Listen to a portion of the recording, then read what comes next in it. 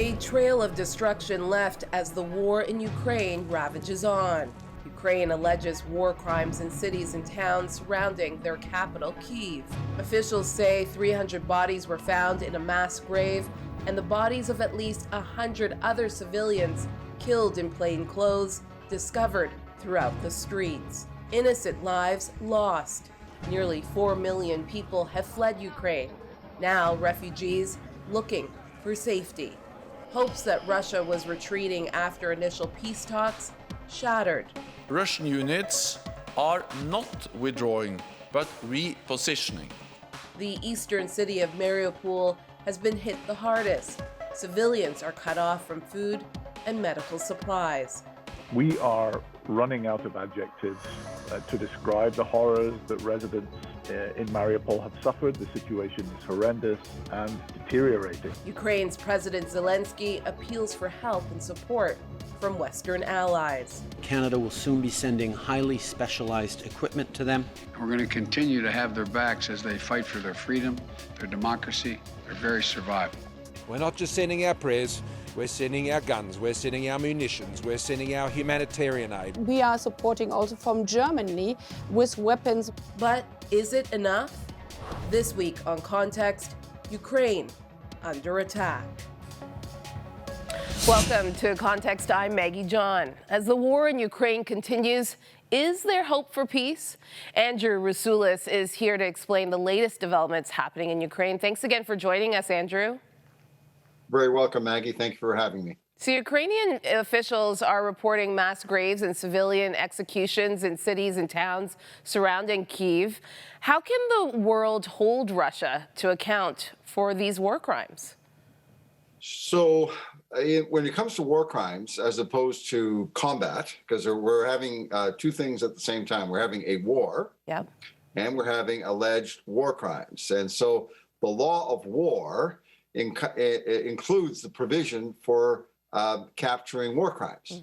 And so what you have to do is you separate the two out. And so right now we have to treat this more like a crime scene. And so you say, okay, we have evidence. The evidence is photographic, eyewitnesses, and so on and so forth.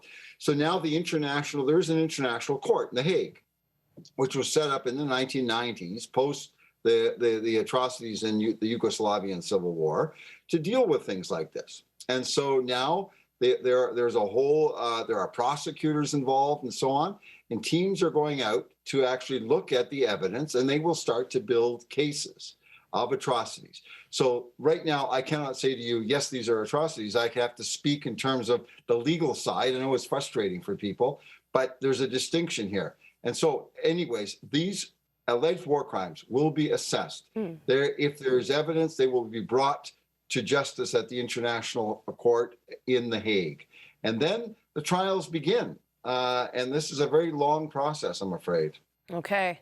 How does this war in Ukraine end, Andrew? Good question. It's now been a war of attrition for several weeks. Yeah. It is grinding on. Neither side has the strength to totally defeat the other. And so consequently, they're positioning for an eventual peace compromise. Last week, there was some movement, and on, I guess it was Thursday, Friday, we kind of thought there was a ray of hope in the sense that there were two items of negotiation steps that the Ukrainians and the Russians had sort of moved on. One was the whole thing about Ukrainian neutrality, which was the biggest issue, but that was wrapped up in this whole thing about international guarantees, including Canada as a guarantor. That's a complicated issue, but the point is, it's there, but it's complicated. And the other one was about Crimea. The Russians say the Ukrainians have to recognize it as being Russian. And the Ukrainians said, no, we'll talk about it for 15 years and then we'll look at it. So it's kind of a pushing it down the field. An interesting approach. The Russians don't like that, but there's some movement. I mean, this is not going to be resolved quickly. All that to say is that there is some progress, limited, but some. But I don't expect to have any major breakthroughs now in terms of an end game until such time as both sides feel that militarily they are truly bogged down and they don't want to take the pain anymore. So Stolenberg, the UN Secretary General, said that the Russians are now going to mount their major military offensive in the Donbass area. And yeah, I think, I mean, of course, I agree. And that includes Mariupol. And Mariupol is the town that we're all focused on. Yeah. Because that's the gateway. See, they have to take that in order to secure the land bridge. That's really what the Russians want to do in terms of their negotiating position. So this has branched out more than just the Donbass region, which was, you know, at the beginning, the impetus of a lot of the conflict. But you're saying Mariupol. Explain that to me, how that is a critical point of this conflict right now. Sure. Mariupol is actually part of the Donbass writ large. It's on the Ukrainian side as opposed to the rebel-held side. So it's right on the border of Russia proper, you see. And so what they've done is, but they need to take that to have what's called the land bridge from Russia proper to Crimea, because Crimea otherwise can only be accessed from Russia by a bridge they built. So they want to have that land bridge, and Mariupol is right smack in the middle. It's a port city. And they basically have to control that to have that land bridge to Crimea. And that's why they're struggling. I mean, the Ukrainian defense is strong. The conditions are absolutely horrific. But the war is grinding, and Putin appears to have enough strength to keep grinding. But how much? He's not unlimited either, you see? Yeah. So the question is, when are they going to kind of say, okay, it's time. There's enough blood now. We can't take it anymore. And explain to me, Andrew, with the recent discovery of these mass graves of civilians found dead in the streets, how has that totally changed, as you alluded to, you know, the peace talks that looked so promising last week? How's that changed the negotiation table with now finding so many graves and so many dead Ukrainians? It pushes it off, but it doesn't stop it, because at the end of the day, the war still has to come to an end. And Zelensky himself, just yesterday, when he was touring these graves, said, in answer to a question about, you know, will you be meeting Putin? He said, maybe I won't meet Putin, but we have to negotiate a solution, an end, you know? So maybe he won't, maybe it means that he's not going to meet face to face with them because of the situation. But at the same time, his negotiators need to come to an end. I mean, all wars do end, Maggie. They all do. Yeah. And it's a question, this one will end. And I mean, I'll throw out something, let me call it optimism. May 8th and May 9th, that's Victory in Europe Day. And May 9th is in Russia, May 8th in Ukraine, and in the Western Allies. So that could be a political objective for everyone to say, okay, World War II ended on May 8th/9. Could we end this one by that date? It's just a political target. I'm not saying there's any spin to that other than it's a political milestone. And historically, they have parades that day, the Russians and the Ukrainians, in downtown, like in downtown Moscow, downtown Kyiv. Right. So there's an incentive there, you know? Yeah. What are both countries looking for as peace talks continue? So I think realistically, we're looking at some measure or agreement on the neutrality issue. So Ukraine's not going to join NATO. I think that's a given now. The other question is how you package it up. This guarantee business, you know, legally guaranteed, that's the subject of discussion. The other one will be the Crimea issue. So the Ukrainians say, well, you know, de facto it's yours, de jure it's ours by law. But we'll talk about it for 15 years and we'll see what the world looks like 15 years from now. Not a bad approach, but the Russians, I think, will say, no, it's really ours. So there's room that still has to be hammered out, some kind of fix on that. And then there's the issue of the Donbass itself. Because when the war started, the Russians were saying you have to recognize the independent self-declared republics. So that's an issue. And the Russian language rights within that area. So that kind of fills in the gaps, if you will. So I think that's the package.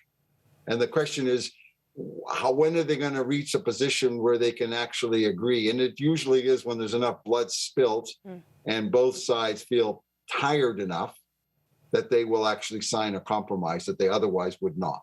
War brings people to this. War shapes the political settlement. It's a horrible thing, but that's what happens sometimes. Yeah. Innocent bloodshed. Thank you so much, Andrew. I mean, it's horrific. Yeah. Thank you again, Andrew, for your insights today. You're very welcome, Maggie. Anytime. Thank you. Chad Martz is a Canadian living in Ukraine, working with a nonprofit called Hungry for Life, a partner of our parent company, Crossroads Christian Communications. Chad joins me now. Thanks so much for joining us today, Chad. Yeah, thanks for having me. So things keep changing day by day when it comes to the situation in Ukraine. How can you bring us up to date on how things are and where they're standing, especially in the area of Ukraine that you're in right now? Yeah, I mean, the situation in Ukraine is increasingly getting desperate as each hour, each day goes past, and I think a lot of the world is starting to see some of the images that are coming out of areas that were occupied by Russia, and so a lot of these conflict zones, people might have had food for maybe a week or a little bit over that, but you know what? For those who have been unable to flee, it's becoming increasingly desperate. And so you've got people that are from liberated areas that have not had any access to food or being able to leave their homes for the risk of, being shot. And so the country's in a very dire situation. The area that I'm in the west part of Ukraine, things are starting to get complicated here as well too, because a lot of people, millions of people have fled, and so a lot of people have come into our area here. And they've been here for 3, 4, almost 5 weeks already. And so regular Ukrainians don't necessarily have a huge nest egg of resources. So eventually those funds are starting to run dry.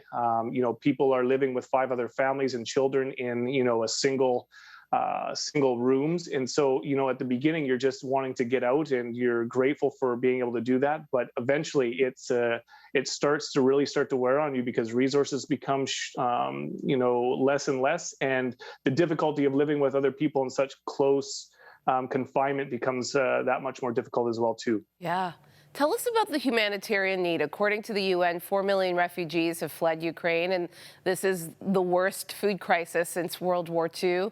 What are you seeing? Oh, we're seeing absolute disaster. I've never experienced it. I've traveled many different places around the world, but I've not experienced it. But I have not been so, I guess, neck deep in the situations where what we're getting the calls, we're hearing the information. Like I said, the world's kind of waking up to the images that they're seeing. But this is information that we've had for weeks already. We've been working so hard, like Hungry for Life as an organization. We have quite a vast network across the country. And so we've been able to send 400 tons of food and many into conflict areas because we have volunteers that are so dedicated in leaving the areas of the conflict and to going back into it to deliver food. And so we're getting reports from people that, yes, for those who can't get out, for those who have disabled family members or elderly family members, they just can't leave the areas that are being bombed out. And so it is desperate. People have been in their basements for days and days and days. And when they're finally able to get out, I mean, they're extremely hungry. And so the desperation, like, if you can compare it to the beginning, yes, it was horrible in the beginning, but this has continually just escalated to the point where it is now, where people have gone weeks without food. And your storehouses are slowly diminishing. Tell us about what you're facing as you try to feed people that are coming towards your area of the Ukraine. Yeah, it's a hard one to address because, we had like 20 vehicles go out last week alone and 4 or 5 40-foot trucks to go out to the different areas of the country in the conflict zone. But at that pace, we were going to run out of food by the weekend, by this past weekend here. And so we've had to make the hard decision, and we've made the decisions to put all the stops on purchasing from suppliers, from the factories, the food, because the resources are just not there. Mm-hmm. And so what we do have left, we are making sure that it's getting into the most desperate of desperate places. But even in that, like talking with our operations manager, he's even like, we're making decisions on like what's more important. So is it more important to get food to the elderly in this community, or is it more important to get it to the children in this community? And so these are the actual real life decisions that are having to be made, which we don't want to be making, because we don't have the resources. We have the network, we have the courage of people who are coming out, who are risking their own lives. We simply don't have the resources. But I'm conflicted with it, and I want to make sure Canadians have supported this humanitarian crisis immensely. And that's why we've been able to help well over 100,000 people. And so I know people are giving. People have been giving up so much of themselves. But if there's people who are hearing this for the first time and they're looking for a real tangible way of contributing towards people who are in their most desperate time, we're a good way of being able to do that. It's not going to take months or weeks to be able to get people these funds. Once we have them, we can have it implemented immediately. And so this is the network we've set up, and this is the ability that we do have here within the country. And we'll have your website at the bottom of our screen so that people know exactly where to give. This is also quite personal for you, Chad.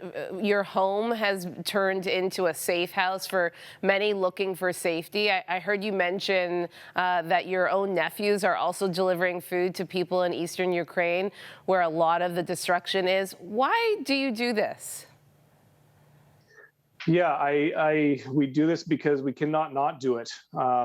You know, I mean, I believe in Jesus. My faith is in Jesus. What I read in the Bible is always God's heart for the the widow and the orphan and those who can't care for themselves. And so this is why we're doing what we're doing. But if I can even paint a picture too of how the church is responding to this. This is all the church here within Ukraine that is distributing all of this. This is the church in Ukraine that's staying within the communities that are being bombed out. And again, just getting another story today that the church that had the food that we're distributing to was hit with a shell just in the parking lot and just shattered the building. The food supplies and the people were in the basement, fortunately, at that time, but they're choosing to stay. And this is one of the peak times that I've seen where people can be Jesus Christ, the hands and feet to so many people in their darkest times. And we've seen it out in the conflict zones, and we've seen it within our own home with people transiting through here that we've had in our own place here. Chad Martz, we are praying for you and your team. Thank you. Thank you for being used of God in this way, this sacrificial way. I know it's a family thing that you're doing and a family mission, and we will be praying for you guys. Yeah, I appreciate it so much. Thank you. Perdonaci la guerra, Signore. Signore Gesù Cristo, Figlio di Dio, abbi misericordia di noi peccatori. Signore Gesù, nato sotto le bombe di Kyiv, abbi pietà di noi. Signore Gesù, morto in braccio alla mamma in un bunker di Kharkiv, abbi pietà di noi. Signore Gesù, mandato ventenne al fronte, abbi pietà di noi. Perdonaci la guerra, Signore. Perdonaci la guerra, Signore. Coming up, Father William Makarenko of Hamilton, Ontario's Ukrainian Orthodox Cathedral of St. Vladimir shares what his prayer is for the country of Ukraine. In our fast-paced world, context is everything to the stories that are shaping us. We want to go beyond the headlines in our new podcast to create space for meaningful conversations, to explore where faith intersects with justice, ethics, culture, and society. We'll be joined by newsmakers, peacemakers, and culture shapers. Join us on all podcast platforms or at contextbeyondtheheadlines.com.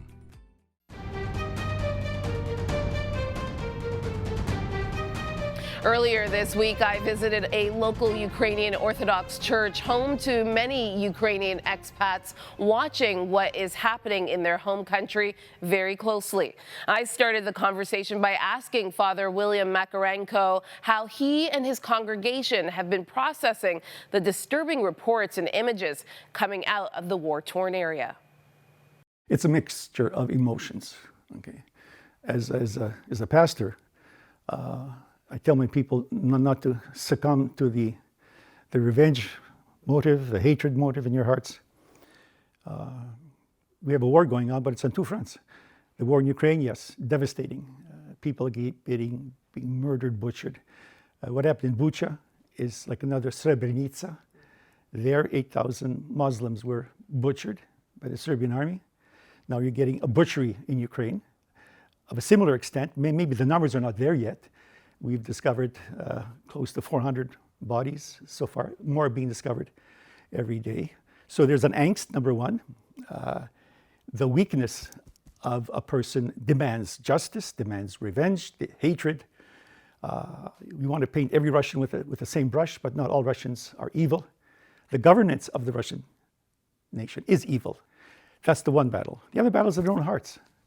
How do you destroy the hatred that's in your heart, especially for a Christian? Any man of conscience or personal conscience, there's where the battle is also. So on the outside, yeah, you're succumbing to the politics of the day, to the lexicon and the verbiage and the vocabulary of the day. But inside, you have to remember that Christ said, love your enemy. Do good to those who hate you. You know, so yeah, there's a challenge inside. The love we have gets wounded. It gets scarred, okay? So we have to heal this first before we can heal the world. We pray for peace for the heart and for the world. So that's the dichotomy that we're facing. We're standing in a room, I think, which is an exemplary way of showing love by collecting items to send to Ukraine. Tell me about what has been happening here at the church in showing solidarity. Mm-hmm. Exactly. When the word went out to collect, the Ukrainian-Canadian committee sent out a list of items to collect. Medical items, personal hygiene items, things like sleeping bags, even work gloves and duct tape, etc. And we had a phenomenal response. These two rooms were filled with medical supplies, everything. However, it became quickly apparent that basically what they need is surgical medical equipment for traumatized cases, major wounds. You can't send them a little first aid kit, you know, when the arm is falling off somebody. So we had to limit that part. We did have good response from hospitals, and the palliative care centers have given us a lot of surgical supplies. They went out in a big shipment last week. But right now, we're following the adage, clothe the naked, feed the hungry. Those who are in prison and sick, support them. So basically, that's what we're doing, all we can do right now. There's events all over Hamilton. There's a concert. There's movie theaters that are showing various films. So money going to Ukraine. There's another call out right now for medical supplies. We had some people, last Saturday, we had women here sorting. And this Saturday also, there's going to be another call out for medical supplies. That is desperately needed. And if you can't give us medical supplies, send money to the Ukrainian Foundation, and they only take 5% for bureaucracy. The rest goes for humanitarian causes. Help Ukraine, there's websites that are strictly the humanitarian area as well. So yeah, if you can't give us serious equipment, fine. If not, donate. Yeah. We're seeing a lot of action within the Ukrainian community and broader, you know, in Ontario and around the country and around the world. What are your thoughts about what the Canadian government can do to support Ukraine? Initially, the response was positive. The words were all there, okay? They've given weapons, yes, that's their business. Support to Ukraine with loans for their needs, excellent. Now that the refugees are coming over, and there again, that's a little bit of a catchword. To call them refugees, you have to fall under UN Charter. And there's a whole set of procedures for a refugee, all kinds of guarantees, support systems, etc. The people from Ukraine coming to Canada are not called refugees, temporary residents. So they fall under a different stream, okay? They told us there's 4 streams. There's family repatriation, there's work, there's students, and one other. They don't fall under their refugee status. So by and large, the people who bring them in are responsible for them, okay? Canada says they're going to flesh out some of these policies. Some of our provinces have stepped up to the demand.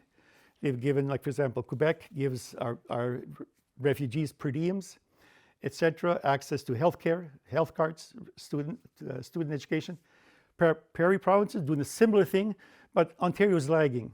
Okay, so federally, that's one area of investigation, but each province has its own method, and right now Ontario still has to flesh out their response to the immigrant coming here. Yeah, you talked about your prayer for peace for Ukraine. As you see peace talks happening right now, kind of tentatively, what do you think? Do you think that there will be peace?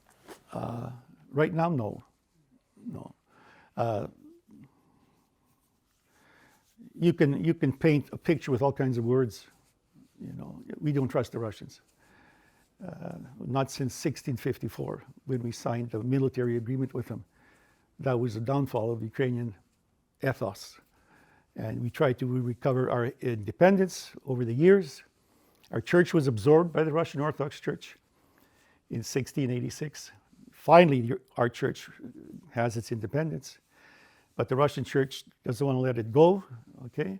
They've even blessed the war. They're saying it's a holy war against Western liberalism. And because Ukraine is authorizing LGBTQ parades, that's an abomination. We have to wipe that out. So the Russian church has called this like a holy war. And the patriarch recently blessed the young conscripts coming to Ukraine and told them they're on a jihad, podvig in Church Slavonic, a spiritual labor to cleanse Ukraine of Western liberal heresies. So if that's their motivation, then we won't have peace until Ukraine is no longer in existence.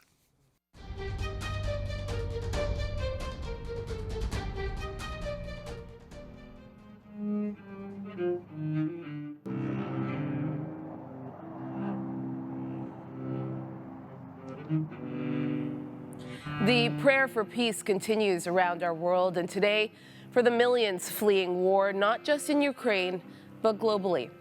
Let us pray with urgency for children to live in safety, families to be reunited, and for people to see each other as the image bearers of God that they are.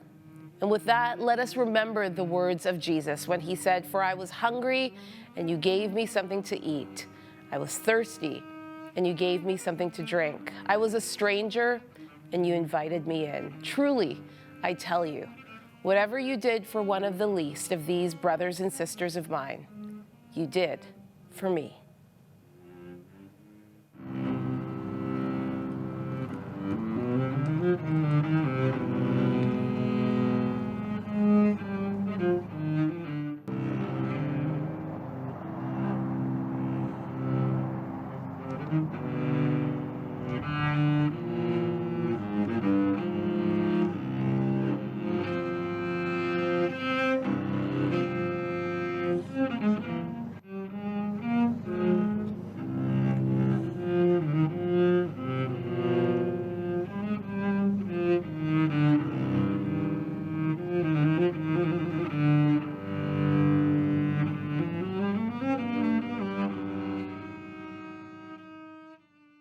Context Beyond the Headlines invites you to an exciting new season. This year, we're expanding our reach with a brand new podcast that will explore the interaction between faith, justice, culture, ethics, and society.